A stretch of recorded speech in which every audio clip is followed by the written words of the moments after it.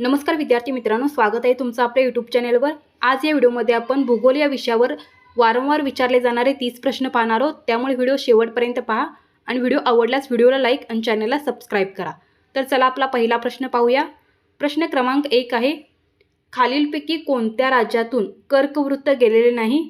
तर कर्कवृत्त गेलेलं नाही असं राज्य आहे option A Manipur. Option A आपलं बरोबर उत्तर आहे। तर या ठिकाणी बघा, कर्कवृत्त हे भारताच्या 8 राज्यांमधून जाते। तर ती कोणकोणती 8 राज्य आहेत? गुजरात, राजस्थान, मध्य प्रदेश, छत्तीसगड, झारखंड, पश्चिम बंगाल, त्रिपुरा आणि मिझोरम। तर या ठिकाणी मणिपूर या राज्यातून कर्कवृत्त गेलेले नाही आहे। ऑप्शन ए आपलं बरोबर उत्तर आहे। प्रश्न 2 पहा, सर्वात जास्त परिभ्रमण काळ कोणत्या ग्रहाचा आहे? तर या प्रश्नाचं उत्तर आहे option D Neptune. Option D आपलं बरोबर उत्तर आहे। तर परिभ्रमण काळ हा सर्वात जास्त कोणत्या ग्रहाचा आहे? तर नेपच्यून या ग्रहाचा आहे। नेपच्यूनला सूर्याभोवती एक प्रदक्षिणा पूर्ण करण्यासाठी सुमारे 164.8 पृथ्वी वर्ष म्हणजे सुमारे 165 वर्ष लागतात। याचं कारण काय आहे? तर नेपच्यून हा सूर्यापासून सर्वात दूरचा म्हणजे 8वा ज्ञात ग्रह आहे। त्यामुळे त्याची कक्षा काय आहे? सर्वात मोठी आहे। तर ऑप्शन डी आपलं बरोबर आहे। प्रश्न 3, सूर्यमालेतील सूर्यापासून दूर जाताना सर्वात लहान ग्रह कोणता आहे? तर तो आहे ऑप्शन सी बुध। ऑप्शन सी आपलं बरोबर आहे। तर बुध हा ग्रह सर्वात लहान म्हणजे कमीत कमी 2440 किमी त्रिज्येचा आहे। त्याच्यानंतर नेपच्यून हा दूरचा आहे पण आकाराने कसा आहे? मोठा आहे। त्याच्यानंतर युरेनस हा दूरचा आहे पण हा देखील आकाराने मोठा आहे। आणि पृथ्वी ही काय बुधपेक्षा मोठी आहे। त्यामुळे सूर्यमालेतील सूर्यापासून दूर जाताना सर्वात लहान ग्रह कोणता असणार आहे? ऑप्शन सी बुध। ऑप्शन सी आपलं बरोबर आहे। प्रश्न क्रमांक 4, पृथ्वीला सर्वात जवळचा ग्रह कोणता आहे? तर या प्रश्नाचं उत्तर आहे ऑप्शन ए बुध ग्रह। ऑप्शन ए बरोबर आहे। तर अनेकदा शुक्र हा पृथ्वीच्या जवळचा शेजारी मानला जातो, परंतु नवीन खगोलशास्त्रीय गणनांनुसार सरासरी अंतराचा विचार करता बुध हा पर्याय या ठिकाणी बरोबर आहे। ऑप्शन ए आपलं बरोबर आहे। प्रश्न क्रमांक 5 पहा, ग्रीनिच वेळ भारतीय प्रमाण वेळेपेक्षा ... आहे। तर ग्रीनिच वेळ ही भारतीय प्रमाण वेळेपेक्षा कशी आहे? 5.5 तासांनी पुढे आहे। ऑप्शन ए आपलं बरोबर उत्तर असणार आहे। प्रश्न क्रमांक 6, पृथ्वीच्या पृष्ठभागाच्या मध्यातून जाणाऱ्या काल्पनिक वर्तुळास काय म्हणतात? आणि या प्रश्नाचं उत्तर आहे ऑप्शन ए विषुववृत्त। ऑप्शन ए आपलं बरोबर असणार आहे। तर या ठिकाणी याचं स्पष्टीकरण पहा, विषुववृत्त हे 0 अंशाचे अक्षवृत्त असून ते उत्तर व दक्षिण ध्रुवापासून समान अंतरावर असते आणि पृथ्वीचे उत्तर आणि दक्षिण गोलार्ध असे काय करते? 2 भाग करते। त्यामुळे या प्रश्नाचं उत्तर येणार आहे ऑप्शन ए विषुववृत्त। पुढचा प्रश्न आहे प्रश्न क्रमांक 7, पृथ्वी कोणत्या दिशेने फिरते? तर पृथ्वी ही पश्चिमेकडून पूर्वेकडे फिरते। तर पृथ्वी स्वतःच्या अक्षाभोवती किंवा अक्षावर पश्चिमेकडून पूर्वेकडे फिरते आणि या परिवलनामुळे दिवस आणि रात्र होताना आपल्याला पाहायला भेटतं। उत्तर ध्रुवापासून म्हणजे नॉर्थ पोल इथून पाहिल्यास आपल्याला पृथ्वी घड्याळाच्या विरुद्ध दिशेने फिरताना दिसते, पण पृथ्वी ही पश्चिमेकडून पूर्वेकडे फिरते। ऑप्शन बी आपलं बरोबर आहे। प्रश्न क्रमांक 8, सर्वात जास्त लघुग्रहांची संख्या कोणत्या 2 ग्रहांच्या दरम्यान आहे? तर या प्रश्नाचं उत्तर आहे ऑप्शन ए गुरु आणि मंगळ। ऑप्शन ए आपलं बरोबर असणार आहे। गुरु आणि मंगळ या 2 ग्रहांच्या कक्षांमध्ये काही बहुतेक काय होतात? लघुग्रह फिरताना आपल्याला दिसतात।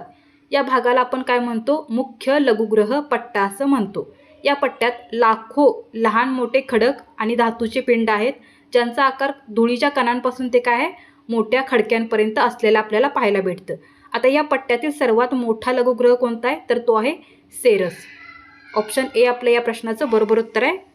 पुढचा प्रश्न आहे प्रश्न क्रमांक 9, ओझोन वायू कोणत्या थरामध्ये आढळतो? तर ओझोन वायू हा स्थितांबर या थरामध्ये आढळतो। ऑप्शन ए आपलं बरोबर आहे। तर या ठिकाणी याचं स्पष्टीकरण पहा, ओझोन थर हा पृथ्वीच्या पृष्ठभागापासून सुमारे 15 ते 35 किलोमीटर उंचीवर स्थितांबराच्या खालच्या भागात असतो आता याचं कार्य काय आहे, तर हा थर सूर्यापासून येणारे जे हानिकारक अतिनील म्हणजे UV किरणे जे असतात तर यांपासून काय करतात, पृथ्वीचे संरक्षण करतात. वातावरणातील सुमारे 90% ओझोन कुठे आहे, तर स्थितांबरामध्ये आढळतो. त्यामुळे ऑप्शन ए आपलं बरोबर आहे. प्रश्न क्रमांक 10. सर्वाधिक सदाहरित वने कोणत्या खंडात आहेत, तर सर्वाधिक सदाहरित वने ही अमेरिका या खंडामध्ये आहेत. ऑप्शन डी आपलं बरोबर आहे. तर ॲमेझॉन वर्षावने ही जगातील काही सर्वात मोठी आणि दाट सदाहरित वने आहेत, जी प्रामुख्याने दक्षिण अमेरिकेतील ब्राझीलमध्ये पसरलेली आहेत. या वनांना आपण पृथ्वीचे फुफ्फुसे किंवा लंग्स ऑफ द प्लॅनेट असं देखील म्हणतो. येथे सर्वाधिक जैवविविधता आपल्याला पाहायला भेटते. त्याच्यानंतर आफ्रिका खंडातील जे काँगो बेसिन आहे हे काय आहे, दुसऱ्या क्रमांकाचे मोठे सदाहरित वन आहे. तर या ठिकाणी ऑप्शन डी आपलं बरोबर असणार आहे. प्रश्न क्रमांक 11. सूर्यग्रहणाच्या वेळी डॅश डॅश, तर या ठिकाणी वाक्य पूर्ण करायचं आहे. तर सूर्यग्रहणाच्या वेळी चंद्राची छाया काय होते, पृथ्वीवर पडते. ऑप्शन ए बरोबर आहे. तर या ठिकाणी बघा, जेव्हा सूर्य आणि पृथ्वी यांच्यामध्ये चंद्र येतो तेव्हा सूर्याचा प्रकाश काय होतो, पृथ्वीवर पडण्यापासून चंद्र अडवतो. यामुळे चंद्राची जी सावली आहे ती पृथ्वीच्या काही भागावर पडते, ज्याला आपण काय म्हणतो, सूर्यग्रहण असं म्हणतो. आणि हे नेहमी कधी घडतं, तर अमावस्येला घडताना आपल्याला पाहायला भेटतं. ऑप्शन ए आपलं बरोबर आहे. प्रश्न क्रमांक 12. कर्कवृत्त व मकरवृत्त यांच्यामध्ये तापमानाचा कोणता पट्टा आहे, तर कर्कवृत्त आणि मकरवृत्त यांच्यामध्ये तापमानाचा उष्णकटिबंध हा पट्टा आहे. ऑप्शन ए बरोबर आहे. प्रश्न क्रमांक 13. पृथ्वीपासून सूर्य किती किलोमीटर लांब आहे, तर पृथ्वीपासून सूर्य हा 15 कोटी किलोमीटर लांब आहे. तर या ठिकाणी बघा, पृथ्वीपासून सूर्याचे सरासरी अंतर हे सुमारे 14.96 कोटी किलोमीटर आहे, म्हणजे जवळजवळ 15 कोटी किलोमीटर. ऑप्शन बी बरोबर असणार आहे.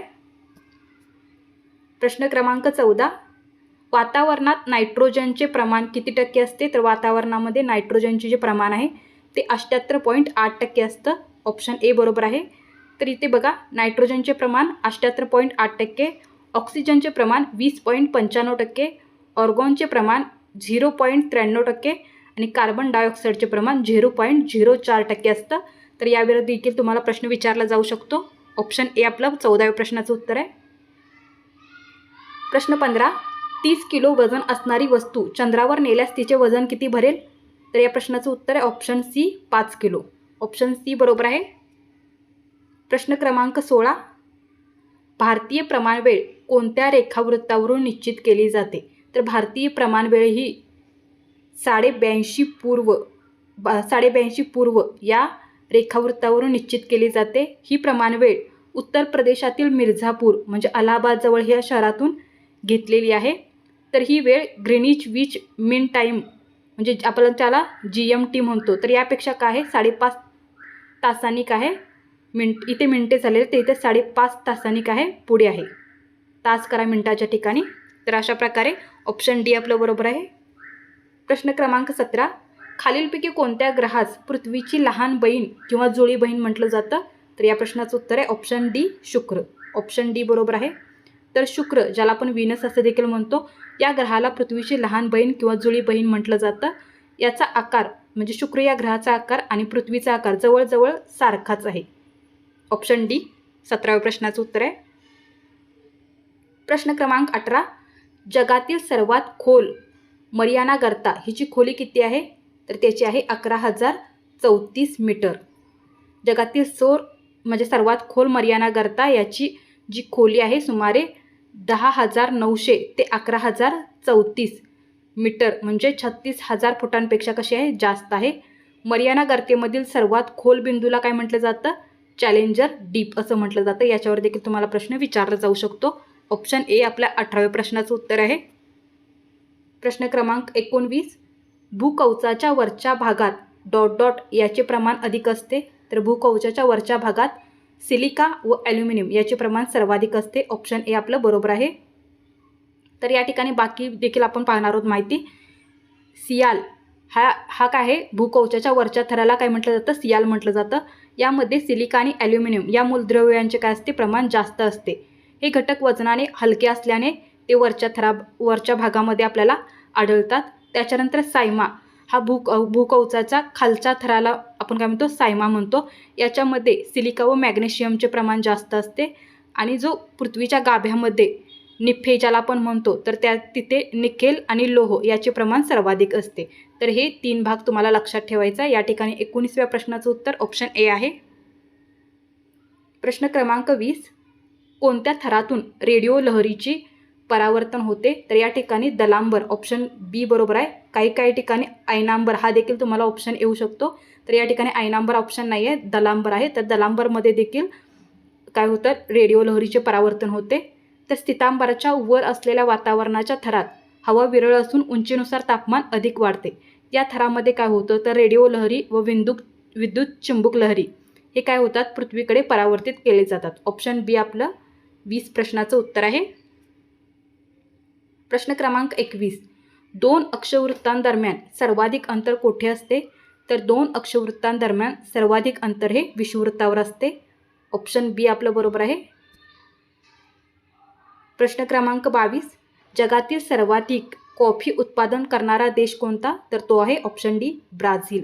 ब्राझीलमध्ये गेल्या 150 वर्षापासून काय आहे, अधिक काळापासून कॉफी उत्पादन केलं जातं आणि जगात काय आहे, प्रथम क्रमांकावर कॉफी उत्पादन करणारा देश ब्राझील आहे. जगातील एकूण कॉफी उत्पादनापैकी सुमारे 1/3 म्हणजे जवळजवळ 35 ते 40% कॉफीचे उत्पादन एकट्या ब्राझीलमध्ये घेतलेलं जातं. त्याच्यानंतर व्हिएतनाम आणि कोलंबिया हे देखील काय आहेत, तर कॉफी उत्पादक प्रमुख देश आहेत. हे देखील तुम्हाला लक्षात ठेवायचं आहे. 22चं उत्तर आहे ऑप्शन डी. पुढचा प्रश्न आहे प्रश्न क्रमांक 23, जगातील सर्वात मोठे बेट कोणते आहे? तर जगातील सर्वात मोठे बेट आहे option A Greenland. Option A बरोबर आहे. तर या ठिकाणी ग्रीनलँडचं स्थान कुठे आहे बघा, तर हे उत्तर अटलांटिक आणि आर्क्टिक महासागराच्या दरम्यान स्थित आहे. याचं क्षेत्रफळ पाहायला गेलं तर सुमारे 21,66,086 चौरस किलोमीटर आहे आणि भौगोलिकदृष्ट्या उत्तर अमेरिकेचा भाग असून सुद्धा हे डेन्मार्क राज्याचा एक स्वायत्त घटक आहे. याचं वैशिष्ट्य काय आहे, तर याचा सुमारे 80% भाग हा का बर्फाच्या थराने झाकला गेलेला आहे.